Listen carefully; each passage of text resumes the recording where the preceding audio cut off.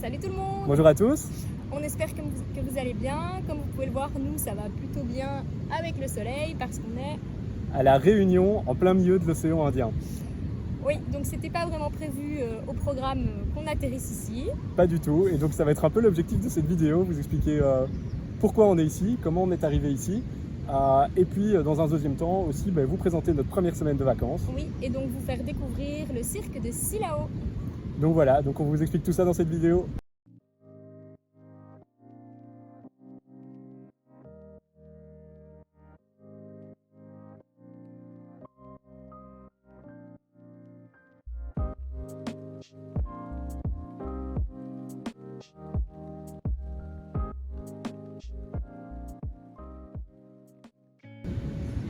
Donc voilà, comme vous l'avez compris dans l'introduction de la vidéo, on est maintenant à l'île de la Réunion. Alors pourquoi on s'est retrouvé ici?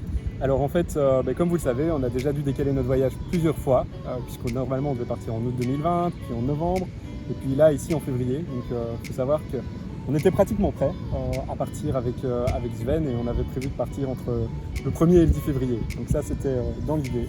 Oui, sauf que voilà, avec la situation sanitaire en Europe, on s'est bien rendu compte qu'on ne pourrait pas voyager comme on voulait, qu'on ne pourrait pas faire ce qu'on voulait à travers l'Europe. Et donc il fallait, entre guillemets, trouver un plan C. Un plan C parce que on avait fini de travailler tous les deux, l'aménagement sur Sven est pratiquement terminé. Et voilà, on ne voulait pas rester à rien faire, puisque le but de notre projet quand même c'est de voyager. Donc on s'est dit, tant pis si on doit chambouler encore une fois tous nos plans, on va le faire et on part sur l'île de la Réunion. Alors pour la petite histoire, l'île de la Réunion, c'est pas un hasard si on y a débarqué. Non, en fait dans notre tout premier itinéraire du tour du monde, donc quand il n'y avait pas encore Sven, vraiment la toute base quand on a commencé à y réfléchir, on avait mis la Réunion et c'était notre toute dernière destination de tour du monde. Et puis finalement on l'a enlevé parce que avec l'Afrique du Sud, c'était un peu en dehors du trajet, ça a augmenté vachement le budget et donc voilà, on l'avait retiré. Et puis, in fine, notre dernière destination sera devenue notre première destination de tour du monde. Oui, on s'est surtout dit que c'était probablement un signe. C'est un des seuls endroits où on pouvait encore voyager. Mais bien sûr, il y avait pas mal de restrictions liées au Covid. Et on tient à dire aussi qu'on a fait très attention à ça. Et on va vous expliquer aussi qu'est-ce qu'on a dû faire. Est-ce que c'était vraiment compliqué ou pas compliqué. Ouais. Donc, il faut savoir qu'en fait, on s'est décidé sur un week-end de venir ici. 3 jours avant de partir. On est parti juste avant toutes les restrictions que ce soit en Belgique, en France et à La Réunion, donc on était dans les règles. Alors on a dû évidemment faire un test PCR avant de partir.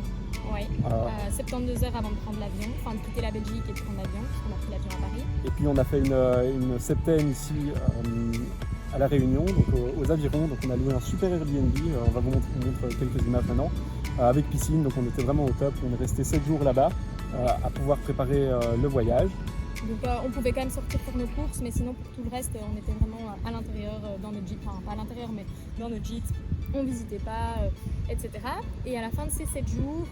on a refait un deuxième test PCR, ouais. Et heureusement pour nous, on s'en doutait, on était tous les deux négatifs. Donc on a eu les résultats très vite, en 12 heures on avait les résultats de ce deuxième test, donc ça c'était super. Exactement, et donc on a pu commencer notre voyage. Alors justement, en parlant de voyage, donc on est ici pour environ un mois, un gros mois. Ouais. Et bien évidemment, l'idée, c'est que quand on rentre, on puisse reprendre Sven et entamer le tour qu'on attend avec grande impatience. Et qui était prévu. Donc on n'a pas du tout abandonné Sven, on l'a même mis au garage en attendant parce qu'il y avait des petites choses encore à réviser. Mais l'aménagement est pratiquement terminé et en somme, on a encore des vidéos à vous montrer sur l'aménagement. On partagera quand on rentrera. Donc voilà, mais donc là on espère que pour fin mars, début avril, on puisse partir avec Sven. Soyons enthousiastes. Et optimistes. Et optimistes. Donc ça c'est pour la suite. Alors ici sinon on a déjà pas mal voyagé puisqu'on a avancé dans notre voyage. Et dans cette vidéo on voulait vous faire découvrir la semaine dernière où on a passé beaucoup de temps à visiter le cirque de Sillaos. Oui, donc on a été visiter le cirque de Sillaos. Un cirque c'est une espèce d'enceinte naturelle formée par des grands remparts. On vous expliquera tout ça plus en détail dans la vidéo. Et donc pour atteindre entrer dans ce cirque, il y a déjà une route mythique à emprunter qui fait plus de 400 virages et donc on va vous laisser avec cette première route comme introduction et puis on vous expliquera la suite.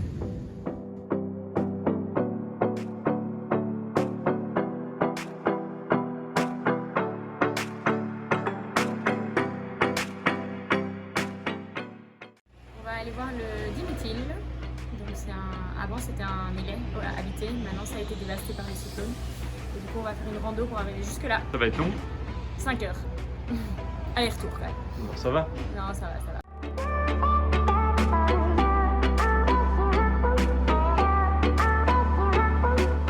Et voilà, on est en train d'arriver au sommet. Et on va avoir la vue sur le cirque de Silao. Là on est en train de le longer, on va vers le point de vue. Mais on peut déjà avoir un aperçu par ici. C'est franchement pas mal du tout.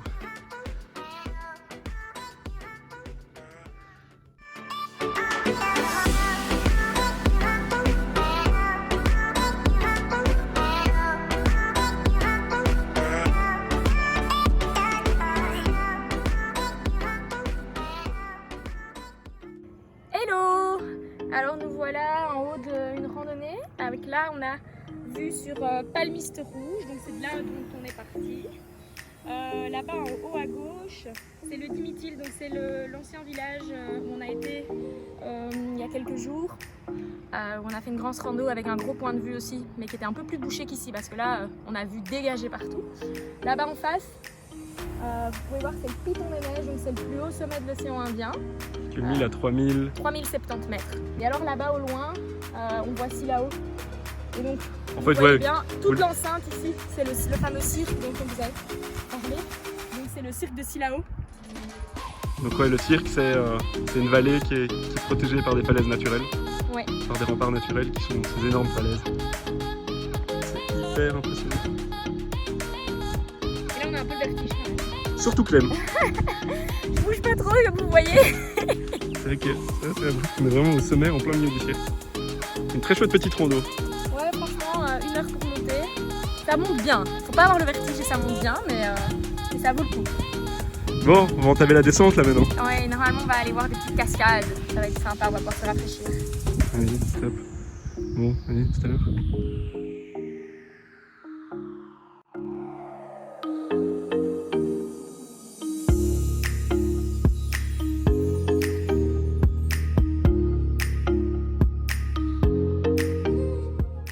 Grande journée aujourd'hui. Ouais, on escalade le Piton des Neiges, on va jusqu'au sommet. Donc on vous en a déjà parlé. C'est le plus haut sommet de l'océan Indien, 3070 mètres. Ici, on est à combien? J'ai oublié. 1003 je pense. 1300. Donc ouais, ça fait quand même un bon dénivelé de 1700 mètres.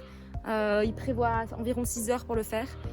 Bon, là, on est en pleine heure chaude, il est 10 heures du matin. Donc on va le faire sous le grand soleil, mais comme ça, on verra le coucher du soleil là-haut en arrivant. Et on dort là-haut. Le plus important. Voilà la route, je vous la vois.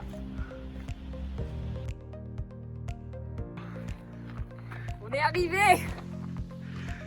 Regardez-moi ça! On a pic. Ouh, c'est vertigineux, j'avais pas encore été voir.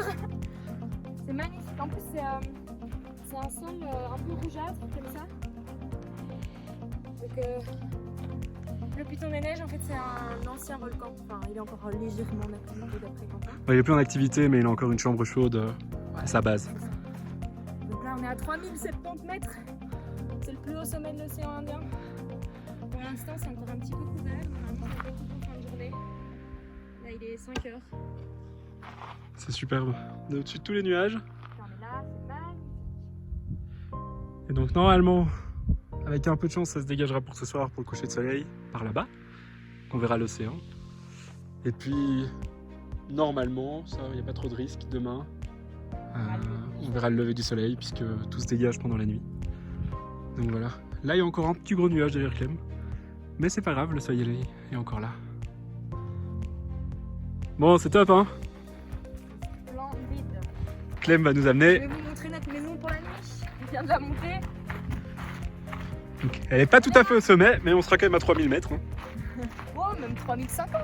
On est Elle est 3050 mètres. Donc, vous voyez, et en fait, je sais pas, je suppose que c'est les locaux. Ils ont fait des petits abris comme ça. Il y en a tout plein. On est comme des petits tumulus et on peut mettre notre tente au milieu, comme ça on est un peu protégé du vent dans la nuit. Donc, il y a une petite entrée ici sur le côté. Bienvenue à la maison. Voilà, on va passer la nuit ici. Il y a pire, hein? Il y a pire Alors comme vue. Avec vue sur l'océan.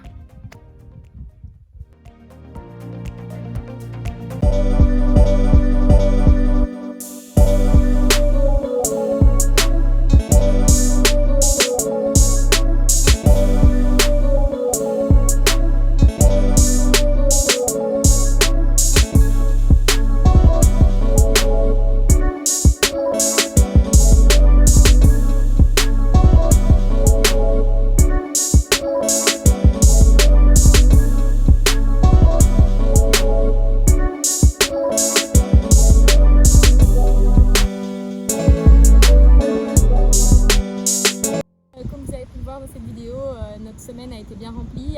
La plage que vous pouvez voir derrière nous, c'est la plage de Bouc-en-Canotte, parce qu'après avoir autant randonné, surtout après avoir fait l'ascension du Piton des Neiges dont on vous a parlé, On n'avait plus de jambes. on n'avait plus de jambes, on avait besoin de se reposer.